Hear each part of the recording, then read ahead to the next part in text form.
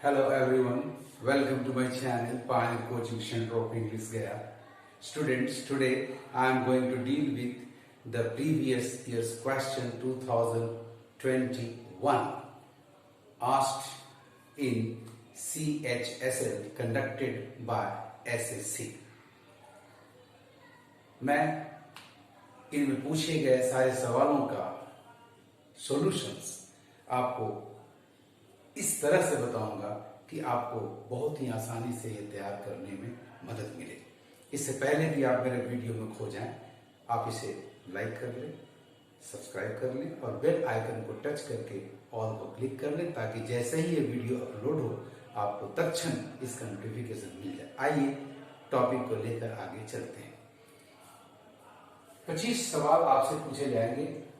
हर question में MCQ होगा। 4 options दिए जाएंगे और आपको उनमें से एक सही ऑप्शन, मोस्ट एप्रोप्रिएट ऑप्शन को सिलेक्ट करना है। Be ready to select the right option to every question.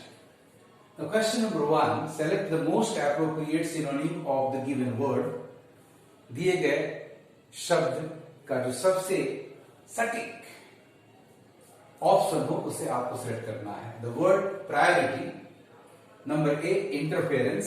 Priority का मतलब होता है प्रेफरेंस, प्राथमिकता। नंबर ए आपका इंटरफेरेंस है। Number B deference. Number C subservience. Number D preference. आइए इसके अर्थ को पहले जान लें। स्टूडेंट्स, प्रायोरिटी जो वर्ड है जिसका सिनोनिम आपको सेट करना है, इसका अर्थ होता है प्रेफरेंस।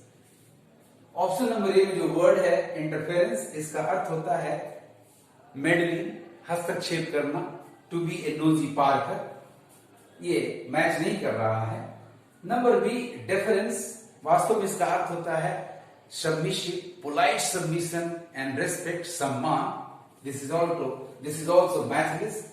नंबर सी सबसार्वियंस का मतलब होता है the state of being ready to obey without any question, यानी अधीनता, किसी की गुलामी कर लेना, subservience. It is also matchless. And the last option number D is preference, जो कि बिल्कुल प्रायोरिटी के अर्थ के बराबर है। सो आपका आंसर प्रायोरिटी का सिनोनिम है number D, preference. Now come to question number 2. Select the most appropriate one-word substitution for the given group of words. दिए गए सब समूह के लिए most appropriate one-word substitution पकड़ना है। आपका ग्रुप ऑफ वर्ड्स है a large bundle, एक बड़ा सा बंडल, गट्ठर, bound for storage और ट्रांसपोर्टेशन, या तो संग्रह के लिए या एक स्थान से दूसरे स्थान भेजने के लिए इसको बांध करके रखा गया हो, ऐसे बंडल को हम क्या कहते हैं? तो नंबर ए बेबी है। Baby is a group of fashionable girls और वीमेन, अतः ये मैच नहीं कर रहा है।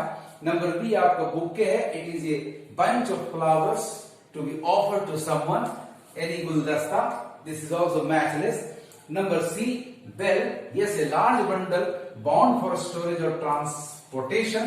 This is the right answer student, number C bale. And last number D brood, the group of words, particularly those brooding their eggs, खास करके वैसे पक्षी उस समय ब्रूड्स कहलाते हैं जो अंडों को सेव रहे हों। राइट आंसर आपका नंबर सी है, नंबर 2 का आपका वन वर्ड सब्स्टिट्यूशन।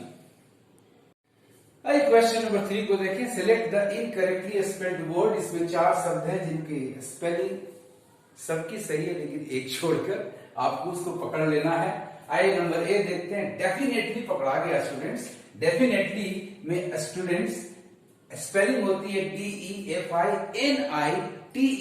जबकि यहाँ ए दिया हुआ है, अतः ये गलत है। इसके जगह पर आई होना चाहिए था। Number B existence is the correct spelling, mischievous is the correct spelling and D violence is the correct spelling. Now come to question number 4. Fill in the blank with the most appropriate option. खाली जगह को most appropriate option से आपको भरना है। Sentence is she was greatly dash by the nightmare. Nightmare का मतलब बुरा सपना. She had, जो उसने बुरा सपना देखा था, खराब सपना देखा था, उससे बहुत ज्यादा. यदि आप कोई बुरा सपना देखते हैं तो मानसिक रूप से बहुत ही परेशान हो जाते हैं. ऐसा वर्ड ढूंढना है. नंबर ए, फियर केवल डर दिखा रहा है. परटर्ब्ड, यस, मानसिक रूप से परेशान दिखा रहा है. मेंटली डिस्टर्ब दिखा रहा है. This is the right answer. Dreaded का मतलब डरा हुआ एंड ट्रेम्बल का मतलब डर से कांपने वाला या कांपा हुआ. Right answer is number B, mentally perturbed, mentally disturbed.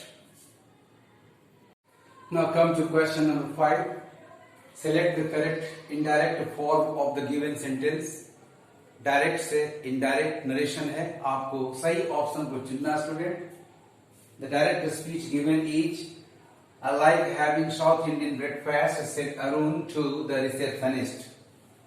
आपका रिपोर्टिंग वर्ड पास्ट है, तो रिपोर्टेड स्पीच की क्रिया भी उसके कोरेस्पॉन्डिंग पास्ट में होनी चाहिए. इस आधार पर आप ऑप्शन सिलेक्ट करें.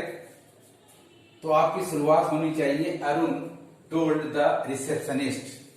बहुत आसान ट्रिक बता रहा हूं स्टूडेंट्स, पकड़ने में समय कम से कम लगेगा. तो आपका इनडायरेक्ट की शुरुआत होनी चाहिए, Arun told the receptionist. Number A ruled out, number B is also not correct, number C and number D पर आपको विचार करना है, क्योंकि यहां आपको बिगिनिंग में ही मिला अरुण टोल्ड द रिसेप्शनिस्ट. अब आइए उसके बाद आपका actual words of the speaker है, आई लाइक हैविंग. तो आपको मिलना चाहिए अरुण की जगह पर, अरुण के अनुसार आई बदलकर थर्ड पर्सन सिंगुलर मैस्कुलिन ही होगा. एंड लाइक की क्रिया corresponding past main verb two यानी पास्ट इंडेफिनिट होगी. तो ऑप्शन नंबर सी में देखिए, दैट के बाद आपका आरएस रिपोर्टेड स्पीच जो बन रहा है, he will. This is not correct. Now number D को पढ़ लीजिए सीधे, Arun told the receptionist that he liked. अब कुछ सोचना ही नहीं है. A wrong, B wrong, C wrong, बच गया D.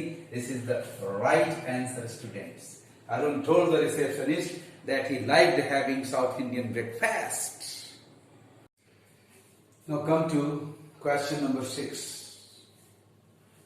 which deals with some grammatical error. Read the sentence, but before it, let us read the question. In the given sentence, identify the segment which contains a grammatical error. दिए गए वाक्य में उस segment, उस टुकड़े को पकड़ें जिसमें एक ग्रामर की गलती है. Airlines have increased fares because, according to the new rules, only limiting passengers are allowed. अब पहले आप रख लें, एयरलाइंस हैव इंक्रीज्ड फेयर्स, यहां तक कोई प्रॉब्लम नहीं है. कारण बिकॉज करेक्ट कंजंक्शन है. भाई किसके अनुसार, according to the new rules. यहां एक प्रॉब्लम है, rules regulations terms and conditions के साथ अकॉर्डिंग टू की जगह पर इन अकॉर्डेंस विद का प्रयोग होता है. Only limiting passengers is not correct phrase here. कारण है कि पैसेंजर्स की संख्या सीमित कर दी गई है, यानी कंप्लीटेड एक्शन है. तो प्रेजेंट पार्टिसिपल आएंगे एडजेक्टिव का इस्तेमाल तब करते हैं जब वो इनकम्प्लीट हो, और जैसे ही कंप्लीटेड एक्शन रेफर करे तो वो पास्ट पार्टिसिपल हो जाता है. इरर पकड़ा गया. अब देखें किस सेगमेंट में इरर है. Segment number 1, the new rules only limiting, yes, here is the error. Because according to, अब यहां भी एक एरर है, लेकिन वो चलेगा कि उससे बड़ी गलती आपकी लिमिटिंग वाले सेगमेंट में है. Airlines have increased fares, no problem. Passengers are allowed, यहां भी कोई एरर नहीं. तो राइट आंसर आपका नंबर 2 नहीं होगा, क्योंकि 1 और 2 दोनों में प्रॉब्लम है. 2 चल जाएगा as per the norms of spoken English according to is freely used. So right answer is number 1. The new rules only limiting की जगह limited होना चाहिए था. Now come to question number 7. Select the most appropriate antonym of the given word vitiate. The word vitiate means to fail to comply with. The word vitiate means to impair or to spoil the quality or efficiency of बिगाड़ देना. To make someone corrupt, to turn to the wrong way, यानी भ्रष्ट कर देना. आइए अब options को देखें. Violate, option number 1 means to spoil the sanctity of, to fail to comply with the rules, पवित्रता को नष्ट कर देना, नियम का उल्लंघन कर देना. ये मैच नहीं कर रहा students. Number 2, affirm, to state something publicly, positively, openly, to offer emotional support और एनकरेजमेंट जो हम बच्चों को देते हैं. Number 3, annul, to cancel, to abolish, and number 4, cancel, to annul. 1, 3 and 4 लगभग उसका सिनोनिम जा रहा है. तो फिर एक ही बचा स्टूडेंट्स. देखिए बार बार मैं कहूंगा कि आपको एब्सोल्यूट सिनोनिम या एब्सोल्यूट एंटोनिम की जरूरत नहीं पड़ती है. You have to find the relative one. So right answer is number 2, affirm.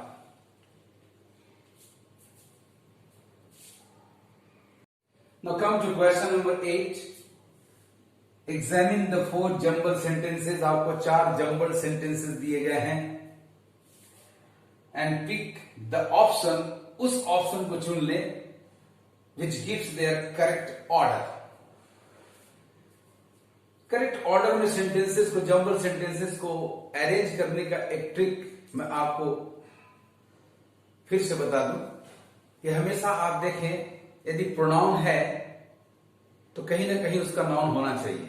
यदि नाउन है तो फिर वही पहला सेंटेंस होगा. और जब फर्स्ट सेंटेंस आपने पकड़ लिया तो फिर सेकंड थर्ड पकड़ना आसान हो जाएगा. तो आइए इस आधार पर हम लोग एग्जामिन करते हैं.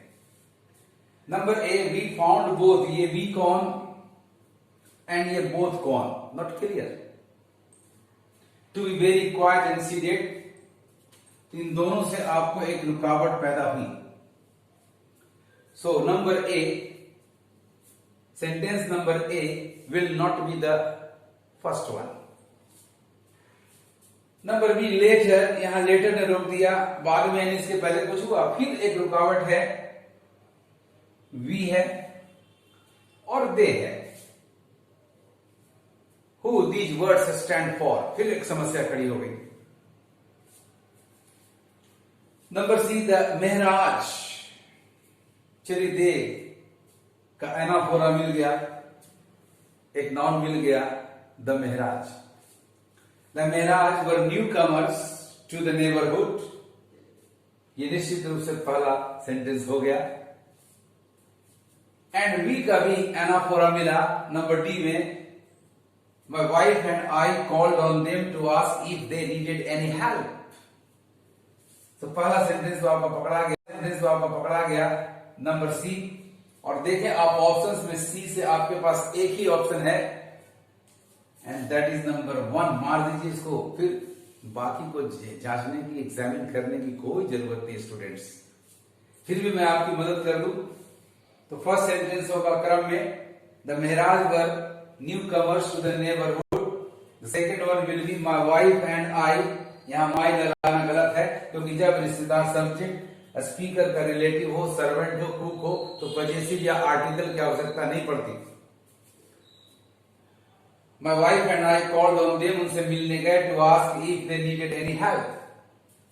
तो जब मिले तो क्या हुआ, we found both to be very quiet and subdued. And तीसरा सेंटेंस आपका ए होगा और चौथा आपका बी होगा। Later when we became good friends they told us about their tragic loss. इस तरह से आप सही क्रम को पकड़ेंगे। Now come to question number 9. Select the most appropriate meaning of the underlined idiom. वाक्य में, सेंटेंस में एक इडियम है और उसे अंडरलाइन किया गया, उसके सही अर्थ के ऑप्शन को पकड़ना है। इडियम का तरीका मैंने बताया था कि जो दिए गए शब्द हैं उनके अर्थ को आप समझ लें और उस आधार पर इडियम के सेंस को पजल आउट कर लें। आइए देखते हैं how to find out the right option to the given idiom. She may be the principal, वह प्राचार्य हो सकती है, but it is the school administrator who rules the roost. Rules का मतलब शासन करना, roost का मतलब एक तरह का सीट चेयर, यानी जो डोमिनेट करे, जो हुकूमत करे, अर्थात जिसके हाथ में फुल कंट्रोल हो।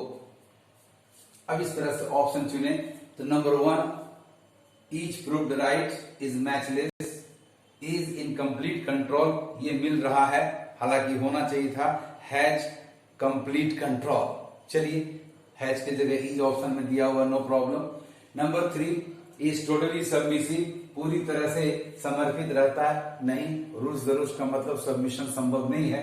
And is dependent upon her, वो प्रिंसिपल पर डिपेंड करता है, this is also not matching. So right option is number 2 as per the question, as per the option, is in complete control. Number 10, select the most appropriate option to substitute the underlined segment. जिस segment को, जिस part को underline किया गया उसको substitute करने के लिए आपको राइट ऑप्शन को पकड़ना है। यदि सब्स्टिट्यूशन रिक्वायर्ड नहीं है तो आपके पास एक ऑप्शन है नो सब्स्टिट्यूशन। सो आइए देखते हैं। माई hands were eager for tore up that awful letter. My hands were eager for tore up. याद रखें, प्रीपोजिशन के बाद कभी भी मेन वर्ब 1 या मेन वर्ब 2 या मेन वर्ब 3 प्रयुक्त नहीं होता। सो प्रीपोजिशन के बाद हमेशा यदि वर्ब है तो वो जीरन के रूप में होगा। तो ऐसे ही क्लियर हो रहा है कि इस अंडरलाइन सेगमेंट को एक सब्स्टिट्यूशन की जरूरत है। दूसरी चीज, यहाँ माई हैंड्स आपका सब्जेक्ट है, सब्जेक्ट हैंड्स ही ईगर है। जब भी वर्बल वर्ड वाई का जवाब दे, पर्पस बताए और वो सब्जेक्ट के लिए स्टैंड करे तो उसका रूप इन्फिनिटिव होता है, और यदि वो ऑब्जेक्ट के लिए स्टैंड करता हो तो उसका रूप फॉर प्लस जीरन होता है। इस आधार पर आइए हम लोग इसको डिस्टिंग्विश करें। तो नंबर 1 फॉर टीयरिंग अपॉन, यहाँ फॉर टीयरिंग अब भी होता फिर भी ये करेक्ट आंसर नहीं होता, क्योंकि यहाँ ये जो वाई का जवाब आ रहा है, पर्पस जो आ रहा है वो सब्जेक्ट के लिए स्टैंड कर रहा है। हैंड्स ईगर थे उस ऑफुल लेटर को फाड़ देने के लिए। नंबर 2 देखिए, ऑफ टीयरिंग अप। ना टीयरिंग अप ऐसे ही रॉन्ग है, प्रीपोजिशन ऑफ भी यहाँ रॉन्ग जा रहा है। नंबर 3 नो सब्स्टिट्यूशन, नहीं, यहां तो सब्स्टिट्यूशन चाहिए। नंबर 4 ही एक आपके पास बचा और वो एज पर द नॉर्म है भी सही, to tear up. Yes, my hands were eager to tear up that awful letter. Right answer is number 4 students. Now come to question number 11, select the misspelled word. वह सब उस शब्द को पकड़ना है जो मिसस्पेल्ड है, जिसके स्पेलिंग गलत है। आइए number 1 exceed, EXCED correct spelling है। Number 2 address, EDADDRESS correct spelling है। नंबर 3 एनेक्स पकड़ा गया, एनेक्स में ANNEX होता है। नंबर 4 अटेम्प्ट बिल्कुल सही है। So right answer is number 3, ANNEX होना चाहिए था in place of AX। Now come to question number 12. Select the option that will improve the underlined segment. Sentence में एक सेगमेंट को अंडरलाइन किया गया है, यदि उसमें ग्रामेटिकल एरर है तो इंप्रूवमेंट की जरूरत है, यदि नहीं है तो आपका एक ऑप्शन होगा नो इंप्रूवमेंट, उसको मार्क कर देना। Let us read the sentence. Make a list of most the things. याद करें, याद रखें, most के बाद आर्टिकल नहीं आता यदि जनरल सेंस में है, any most things, most people. यदि मोस्ट के बाद ऑफ का प्रयोग हुआ है तो फिर द के साथ ही नाउन आता है, for example most of the people, most of the books, most of the things. ऐसी स्थिति यहां बन नहीं रही है स्टूडेंट्स। द हटा नहीं सकते, तो देखना है कि मोस्ट का कौन सा विकल्प है ऑप्शंस में जो इसे इंप्रूव कर सकता है। Each not applicable, no improvement भी एप्लीकेबल नहीं, क्योंकि इंप्रूवमेंट की जरूरत है। मेनी के साथ भी डिटरमाइनर प्लूरल नाउन के सेंस में नहीं आता, मेनी थिंग्स होगा। यदि नाउन सिंगुलर होता तो मेनी के बाद ए या एन की स्थिति बन सकती थी। फिलहाल ऐसा है नहीं, तो बच गया number 4 and this is the right answer. All के बाद डिटरमाइनर द का प्रयोग होता है, all the things. Now select the most appropriate antonym of the given words. 13 में आपको एक वर्ड दिया गया है ऑगमेंट, और इसका सही एंटोनिम पकड़ना है, विपरीत अर्थ वाला शब्द पकड़ना है। ऑगमेंट का मतलब स्टूडेंट्स इंक्रीज, बढ़ा देना। ऑप्शन नंबर 1 मल्टीप्लाई, बढ़ा देना। ऑप्शन नंबर 2 एम्पलीफाई, ये भी वृद्धि दिखलाता है। ऑप्शन नंबर 3 डिक्रीज, ये घटा देना। एनी एंटोनिम आ गया आपके पास। एंड नंबर 4 इंक्रीज, बढ़ा देना। यानी आपका 1, 2 और 4 ये तीनों ऑप्शंस ऑगमेंट दिए गए शब्द का सिनोनिम्स हैं। एंटोनिम आपके पास है number 3 and that is decrease. Mark it as your answer. Number 14 select the most appropriate synonym of the given word. दिए गए शब्दों का एप्रोप्रिएट सिनोनिम ढूंढना है। दिया गया वर्ड है प्रिसीजन, इसका मतलब ही होता है एक्यूरेसी। आपके पास ऑप्शन है एक्यूरेसी राइट आंसर, वेगनेस गलत है, अस्पष्टता। नंबर 3 एस्टिमेशन, आकलन, असेसमेंट, ये भी गलत मीनिंग दे रहा है, मतलब उसे मैच नहीं कर रहा है। नेग्लेक्ट, लापरवाही, केयरलेसनेस, ये भी मीनिंगलेस है इसके कंटेक्स्ट में। सो प्रिसीजन का राइट सिनोनिम आपका है एक्यूरेसी, बिल्कुल सही होने की अवस्था, the quality, the state of being accurate. Now come to question number 15. Identify the segment which contains a grammatical error. Given sentence में आपको उस सेगमेंट को पकड़ना है जिसमें ग्रामेटिकल एरर हो। सेंटेंस है आइंस्टाइन से स्कूल टीचर्स, आइंस्टाइन के स्कूल शिक्षक thought he would never success in life. Error आपका इसी सेगमेंट में होगा, क्योंकि वुड के साथ क्रिया का पहला रूप आता है और success is a noun, it's verb is succeed. तो आइए आइंस्टाइन ऑप्शंस को देखें। Number 1 in life, it's correct. Number 2 thought he would, correct. Number 3 never success is the error here. The error lies in segment number 3। In place of never success we must have never succeed. Now come to question number 16. Select the most appropriate meaning of the given idiom. दिए गए idiom का सबसे सही सटीक अर्थ आप पकड़े। The idiom is to put one's foot in one's mouth.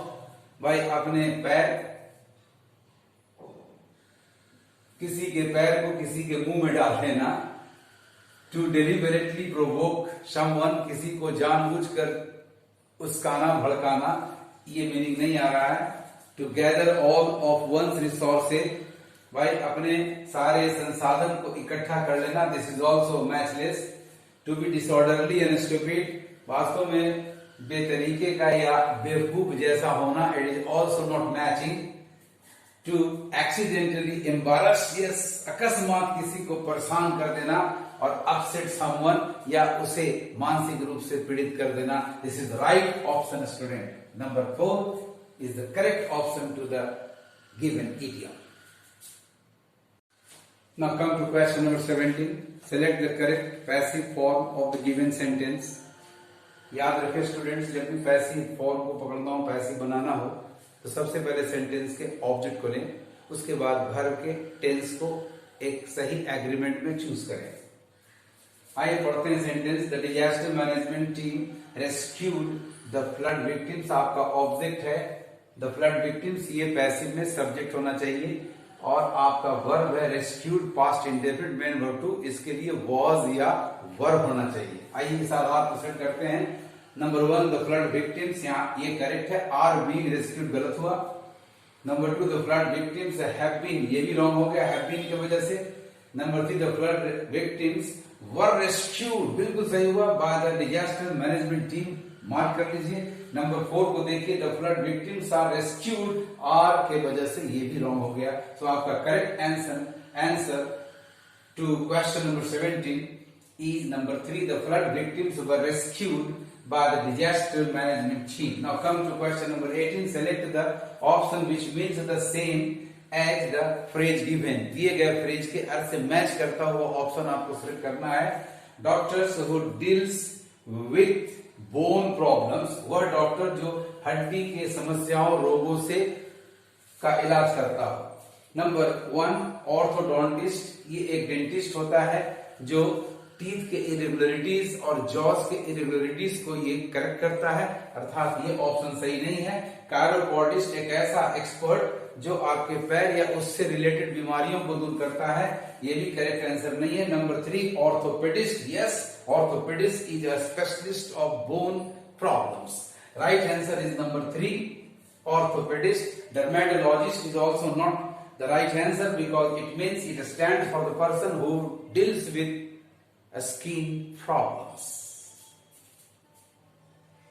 Now come to question number 19. Select the most appropriate option to fill in the blank. Shekhar Gupta is one of the dash journalists of India. Journalist famous होंगे, full of achievement, eminent होंगे, इस तरह के options हमें होने चाहिए। आइए देखते हैं कौन सा ऑप्शन फिट बैठता है। तो इमिनेंट मतलब होता है taking place very soon, that is impending, जो अब बहुत जल्द होने वाला हो, बहुत देर नहीं होगा, it is not matching. Exponent का मतलब होता है one who expounds a theory, और expert in practices, expert in exemplifying, expert in interpreting a theory, प्रवर्तक या व्याख्या करने वाला, it is also not matching. Option number 3 is eminent, yes having achievements, great, very famous, this is the right answer. And option number 4 pertinent, discourteous, uncivilized, it is not appropriate. So right answer is number 3, students. Shekhar Gupta is one of the eminent journalists of India. Now come to question number 20. Examine the jumbled sentences and pick the option which gives their correct order. फिर jumbling आ गया, फिर उसी तरह से noun pronoun conjunction, इसके आधार पर हम select करेंगे। Now let us read the sentences which have been jumbled here. Number A, her face, by whose face, ये रुकावट पैदा किया, this will not be the first sentence. Number B, my mother looked up in time to see me fall, तो आखिर मैं गिरने की स्थिति में आया कैसे, ये स्पष्ट नहीं हो रहा है, so this is not the first, this cannot be the first sentence, यहाँ ये रुकावट पैदा कर रहा है। Number C, but ने रोक दिया, अब तो क्लियर होगा student, number D is the first sentence, so right, number D is the first sentence। आपके पास देखिए D से एक ही ऑप्शन है, तो सबसे पहले तो आंसर मार्क कर दें आप, उसके बाद फिर आगे बढ़कर श्योर हो जाए कि यही सही ऑप्शन है। तो नंबर डी को पढ़ लीजिए, my hand reached out to grab the handle of the door that led into the kitchen but I missed to grab it, लेकिन चूक गया, पकड़ नहीं सका। and went sprawling across the kitchen door, और हाथ गोड़ एकदम छितरा गया और किचन डोर तक चला गया। इन द मीन टाइम, मेरी माँ की नजर पड़ी, number B, my mother looked up in time to see me fall, मुझे गिरते हुए सही समय पर देखा। Her face had the most extraordinary expression of horror, डर था कि बेटे को चोट न लग जाए, और अम्यूजमेंट, थोड़ा उसे मजा भी आया। So right option is students number 2, D, C, B, A. Now come to question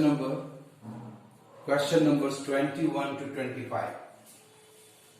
In the main question number 21, you are given a passage for comprehension, and it is divided into 5 sub questions. Sub question 21, 22, 23, 24, 25. In the passage there are 5 blank spaces और हर blank space के लिए आपके पास 4 options हैं, उनमें से एक सही option का सिलेक्शन करना स्टूडेंट्स। आइए पढ़ें, पजल आउट करेंगे foregoing post going word से, कुछ मीनिंग से। The doctor left some medicines with the instructions for giving them. One was to down the fever, यानी बुखार कम करने के लिए एक दवा थी। सब question number 21, select the most appropriate option for blank one. Number A, bring, yes, bring down is the correct answer. Shrink contraction के लिए आता है, ये फीवर को कम करने का अर्थ नहीं देता। रिड्यूस हो सकता है, डिक्रीज भी हो सकता है, लेकिन इसके साथ फिर डाउन एडवर्ब की प्रीपोजिशन की जरूरत नहीं है। Right answer is number A, to bring down the fever. Now let us go for blank space number 2। The doctor left some medicines with the instructions for giving them. One was to bring down the fever and another to overcome an acid condition. The germs, blank space, influenza can exist only in acid condition. आइए blank space number 2 के लिए option देखें।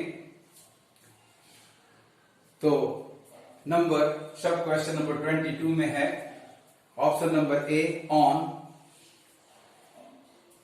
Option number B at, option number C to, option number D of. अब इसमें से एक सही preposition का चुनाव करना है। द जर्म्स इन्फ्लुएंजा, यानी जर्म्स और इन्फ्लुएंजा में एक कनेक्शन, एक रिलेशन आ रहा है, और इस तरह का ट्रू रिलेशनशिप हमेशा प्रीपोजिशन ऑफ से दिखाते हैं। So right answer is number D of. The germs of influenza can exist only in acid condition, he explained. Now let us go for the blank space number 3. He said there was to worry if the fever did not go up above 103 degrees, यानी यहां पर negative sense आ रहा है students, और negative में आपका first option बिल्कुल appropriate है। नथिंग, पॉजिटिव एनीथिंग होगा नहीं, एवरीथिंग होगा नहीं, नोबडी तो खैर पर्सन की बात हो रही है। So he said there was nothing to worry if the fever did not go up above 103 degrees. Now come to sub question number 24 for blank number 4। तो आइए ब्लैंक नंबर 3 के सेंटेंस से हम फिर शुरू करें। He said there was nothing to worry if the fever did not go up above 103 degrees. This was an dash of। आइए option में सिलेक्ट करें। एक्सप्लोजन, भाई बीमारी का विस्फोट होगा नहीं। Erosion, this is called wasting away, अपरदन से चीजों का विनाश होना। एपिडेमिक, यस, बीमारी काफी फैलती है, एपिडेमिक का रूप लेती है। इपिडर्मिस, ये तो स्किन के लेयर का अर्थ यहां पर है। तो right answer is number C, epidemic. This was an epidemic of flu and there was no danger if pneumonia could be, बीमारी को हम लोग रोकते हैं दवा के जरिए, could be prevented. So right answer is number A। इस तरह से स्टूडेंट्स आप बड़े ही पेशेंटली शब्दों के अर्थ को पकड़कर आप राइट ऑप्शन देंगे। Best of luck. Thank you for watching my video.